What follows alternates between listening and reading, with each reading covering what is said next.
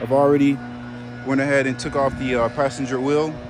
So we're here. This is our new part here, aftermarket Catalytic Converter, not OEM, middle of the road, guys. You kind of got to use your discretion as to what part you want to go with as for replacing the Catalytic Converter. OEM is always recommended, but sometimes that's not in the budget, especially if you don't anticipate keeping the car. So like I said, depending on what your budget is, this is like a middle of the road, not the cheapest one, not the most expensive one, but this is one for the passenger side. We're just going to replace one here today. Yeah, so this one here cost about 250 bucks. I believe I got it from A1 Auto or Parks to Geek, one of those, both very reputable websites that I use with going with aftermarket parts. Here we have two plugs that are installed. You got to use a hex to remove those so you can put your new or your O2 sensors. I do recommend replacing these when you're doing this repair, but like I said, isn't requested by the customer. We got two of them. One sits here, and the other one, I've already got it removed, sits here in the back and plugs in where that white connector is right there. This plugs in there, and then it's the sensor kind of sits on the back there. You'll see it once you remove your wheel well here. Some of them have covers here, most of them. You just kind of remove it in whatever fashion. This one was kind of aftermarket, so it has some screws that doesn't necessarily originally may not be on yours. So you want to remove your covering, and then you can get right here to it. This is the and it seems like it's maybe 3 bolts attaching it to the side of the engine here, and then you got 2 other flange bolts right here, which I use PV Blaster before I started loosening all these things.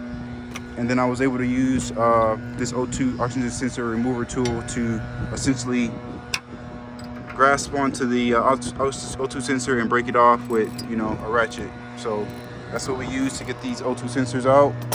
We got that, so now we're gonna work on removing the bolts, which I'll probably remove these last. I'm gonna work on the ones at the bottom that connect here. First, the flange bolts. And this is kind of what this end looks like. So it's just 2 bolts holding it in, and there's like a kind of brace at the bottom of it that holds the lip, I guess, at the bottom. So let's get these bolts off, which are kind of look like they're pretty stubborn bolts. So we're probably going to end up breaking these bolts upon removal, which I'm not too worried because we have new threads on the new Catalytic Converter. So I'm just going to just get these off. These are so rusty.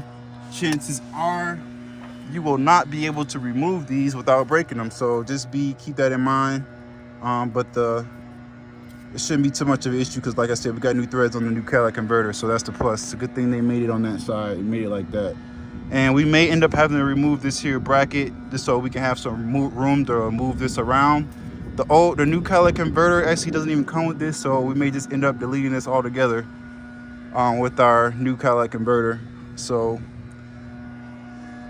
that's just something to keep in mind. Depends on which route you take on. The Catalytic Converter that you buy may or may not come with this here bracket, which this one does not. So guys, like I said, I'm gonna go ahead and remove this. There shouldn't be a gasket here. I think this one is just done by like clamping force, but there's a gasket on that end that you want to replace that. Make sure it comes with it in your new hardware here. So we got new bolts and everything that comes with it. So like I said, let's go ahead and break this thing down, y'all, and get this repair underway. Jeep Limited.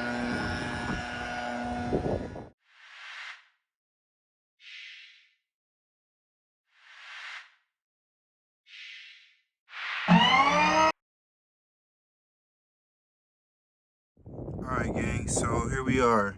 We got these 2 bolts out. As you see, I just removed, and then we blasted off all these bolts down here at the bottom. The 2 flange bolts, which were both 13. The one with the bracket, this bracket here, we removed as well. Got it off. These are all 13mm bolts.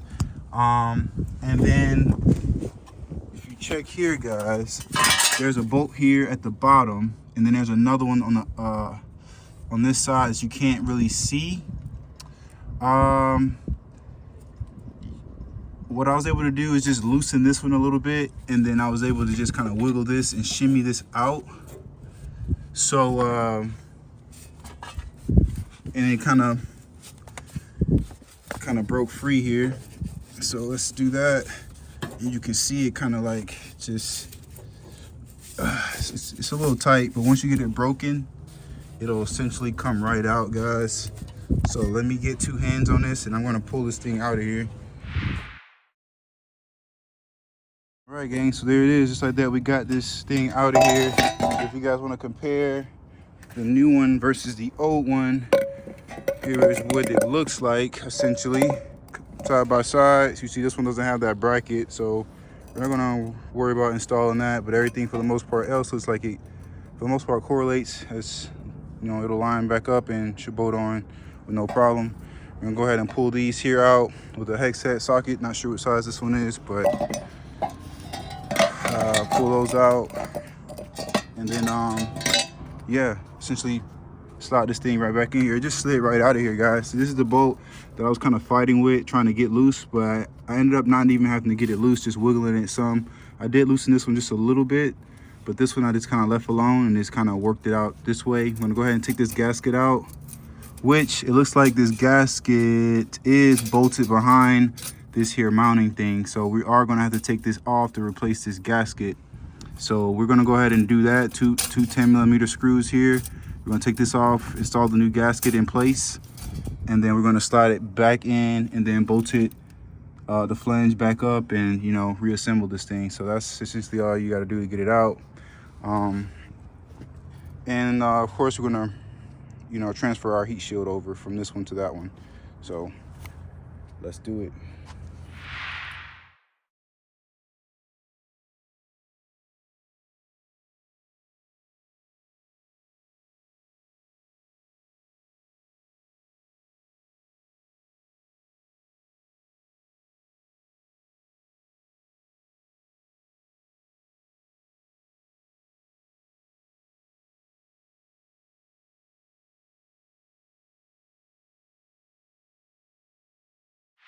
All right, y'all, so we got it all buttoned back up together. O2 sensors back connected, heat shield on, exhaust mounted and bolted here at the bottom. Put the new screws in it.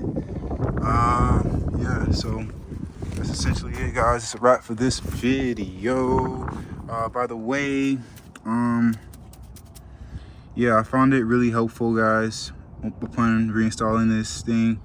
This catalytic converter, loosen up both of the bottom bolts to this bracket, and then install the gasket and your catalytic converter, and then come back and then tighten that bottom bracket up with these 2 bolts without the heat shield on it, of course, because you cannot get to this bolt here with this heat shield on here. So make sure the heat shield remains off until you have the catalytic converter installed and secured.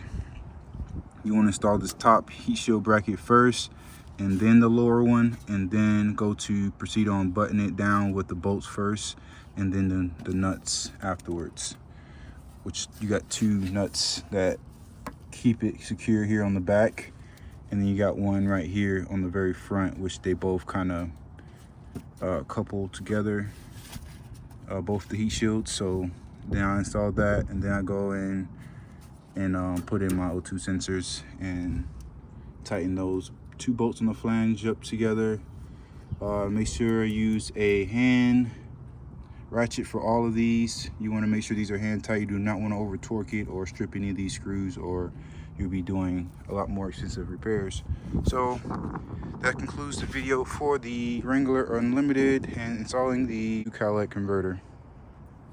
So now we'll proceed in clearing out the codes with our scanner, OBD scanner, and then taking it through a drive cycle to confirm that we fixed this fault. So I'm gonna put these wheels back on, put my wheel cover back on, and we're gonna hightail it out of here right after we clear the codes.